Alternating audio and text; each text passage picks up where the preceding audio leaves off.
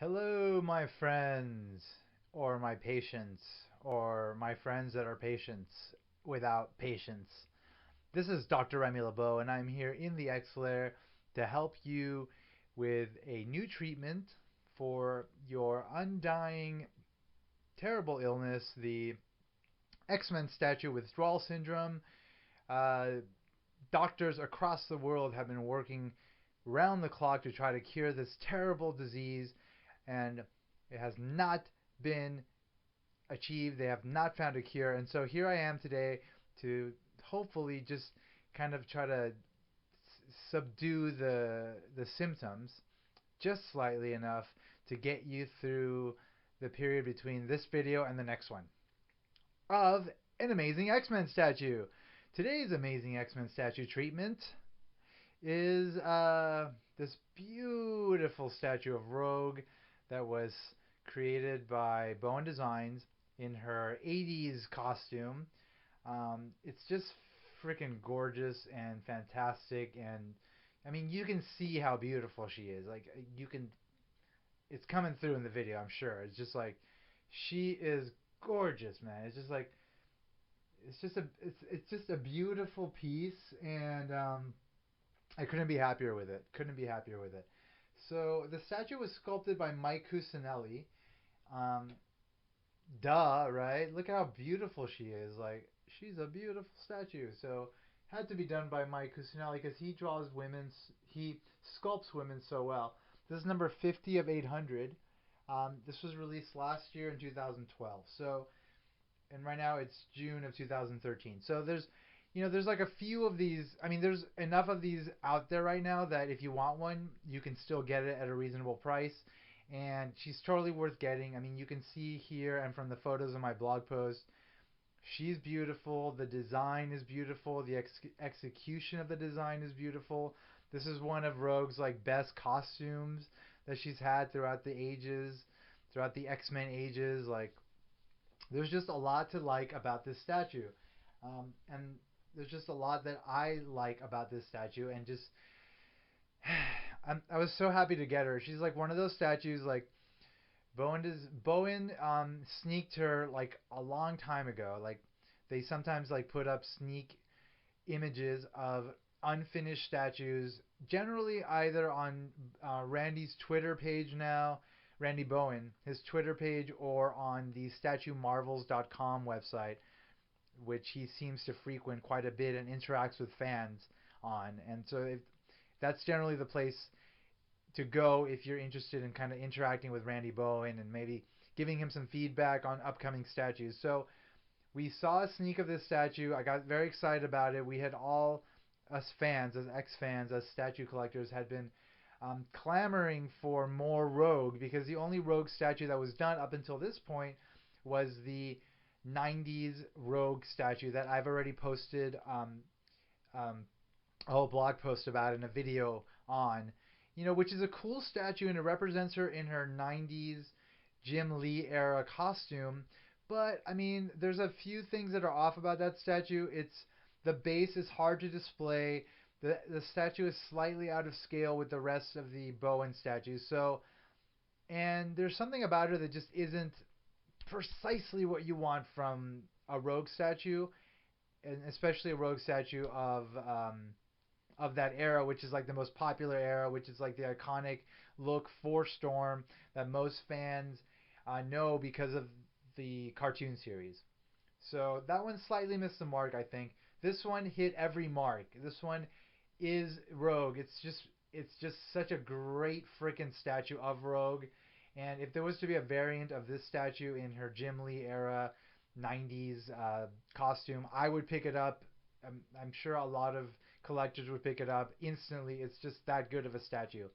Fortunately, though, there's another Rogue statue coming out, which I've already posted a blog post about right when it went up for order on Bowen Designs website, and that's the modern Rogue statue, which has like her, not her current costume, but like the costume she had maybe the last few years, in which she was like the central character in X-Men Legacy. X-Men Legacy being the comic book that was originally X-Men Volume 1 by Jim Lee and Chris Claremont.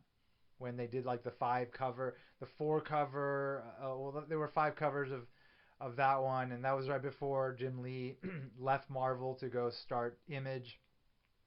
That comic actually went on for a while as just X-Men, then eventually became New X-Men when Grant Morrison came on and like told all sorts of crazy stories, introduced Cassandra Nova, killed off Jean. There was like that Zorn character. It was all sorts of weird stuff that actually I would like to read again. I'll be reading that again very soon, that whole run. And then it went back to being X-Men, and then it became X-Men Legacy, in which there were like various periods of time in which different characters were focused on. Initially, it was like um, Charles Xavier was like the sort of the lead focused on character, and it still revolved around all the X Men, but it was like through his point of view and like through his the particular motivations in the stories. And then it transitioned into Rogue being the central character. And then she had like this very cool X-Men costume that had like an X in the middle. And she had like a white scarf and like a white belt. And it's very nice, very elegant, very nice design for her. And so that statue's been produced. It was a digital sculpt, but it has like a similar base and like it has like a translucent sort of like a I'm gonna call it like a swoosh sort of base that kind of emulates her like flying. And that one's coming out very soon. So that'll be the third statue by Bowen Designs of Rogue. Hey, the more Rogue, the better. People love Rogue. Can't get enough of Rogue. Rogue, Rogue, Rogue. Um, this statue is the best so far, and it might even be better than the one that's going to be produced. Um, this represents Rogue in like the 80s era where um, she had joined the X-Men, and obviously she remained very covered up because you know her power is to absorb other mutants and other people's energy by just touching them. So she's very covered up. But it's still kind of like the classic Rogue sort of palette of colors. Like you've got the green and the black, and that's just those are Rogue's colors, right? There were some really nice choices made here as far as the green and the black. One of my favorite things to do on a statue is to have a metallic element for one color and then like a matte, non-metallic, kind of flat color for other costume elements. Here you can plainly see all the green parts are like metallic green, which are beautiful. They look great. They reflect nicely off the light, and it makes it look really great when displayed the statue because you know always with a statue like this when you're walking through a room the light is going to hit it in different ways depending on the angle in which you're looking at the statue. So metallic elements that's why are really cool because they sort of they they capitalize on that effect quite a bit and it's awesome. So I love the green. It's like a dark green that was chosen, and then it's got like the matte black for the rest of the costume elements, and it looks fantastic. The base is like the classic X base, fantastic choice. You know, it's like obviously they plan to do this like swoosh effect, which is really cool. It's got like this translucent resin that actually has a gradient from white to green, the green that's in her costume. So it looks like she's just like quickly sort of like flew up and kind of left a trail of color, you know, just because it's like one of those like um, super like flash of, you know, just really fast movements that just you know you don't really know where to place the movement or like you know the leg in this case like so it leaves that trail. You know, it's a really nice effect. I love it. I love that they did that, and it looks fantastic. Um, and that's coming from the X base, which so the base of this could have been just anything, but they of course decided they're just going to continue with this like pattern that they follow this like tradition to have an X base on every X-Men statue, and I love it. I love that they included that as well, uh, and I love that. She's like flying up from that base, and then from the base up, from the swoosh up, you've got this really beautifully posed Rogue. She's got this really lovely sort of stance to her. I mean, she's obviously flying and she's got her arms back. I love that. It's kind of like she's kind of torpedo, like kind of making herself like compact, so she's like kind of using, the air, the flow of the air to like I meant maybe lift her up higher. It's really nice. Um, I love the long boots. They look freaking great, and then just the body, of course, is like beautiful and flawless. Um, then you've got the one piece, the green swimsuit, which is really cool, and it's got like these like points at the top of the breasts, that kind of like it's just a really nice design, and it just mirrors the design in the comic books. But the fact that they made it metallic green is lovely. I've already mentioned the arms. Arms are really good, but I think what really makes this statue great, and I think what sets it apart from the other Rogue statue, is the face and the hair. So the face is beautiful, just like in the other Rogue statue, but it's I don't know, it's slightly more beautiful for some reason. I feel like it's slightly more beautiful, and but the thing that really makes her into Rogue and really captures like the Rogue of this era is like the big hair. 80s era had like a big hair sort of trend, and she had huge hair in the comics during this time that she had this costume, and that was just done beautifully here. There was no there were no shortcuts taken. It's like Mike Cusinelli does great bodies and also does great hair, and he didn't disappoint here. He did like this cool curl like towards the back, and then there's just like curls all over the place, and it's just like full and flowing out, and it's great. And it's got like this great sort of like curl of her like white bangs going over the head, and then just the white part of her hair going back and flowing back and flowing up, and it looks fantastic. It's really nice. I think that's partly what's missing with the other Rogue statue. It's like there wasn't enough like hair stuff going on, to kind of make her just feel more sort of like Rogue. I don't know. It kind of felt like they got a little sort of conservative with the hair, and it kind of made her look not as Rogue. I'm gonna leave it there. I don't want to insult anybody. Um, this statue beautiful. So I have her displayed with my shirtless Colossus. Um, like one like it's like a custom statue, which I may or may not have posted yet. If I haven't, I will very soon. The Brown Costume Museum Wolverine, the Havoc statue, the Rogue, I'm sorry, the Storm with the Mohawk statue as well. So they make kind of like the 80s era display of the X-Men. There are no other 80s era X-Men in the pipeline to be released as of yet by Bowen Designs or anybody else, but hopefully they will make Betsy Braddock, before she went through the Siege Perilous, before she became like this ninja. Hopefully they'll make her, and people are clamoring for her online as well. And of course, Dazzler in her blue costume with like the yellow star. That was sort of like the way that she was represented in the X-Men game, the arcade game of the 90s, late 80s, early 90s. So a lot of fans of the X-Men sort of know her, um, from by that look from that video game. So it makes sense for her to be made like that. Hopefully Randy will make that. And of course, can't forget Longshot from the Mojo verse, um, who's got like the power of luck or something. I don't know.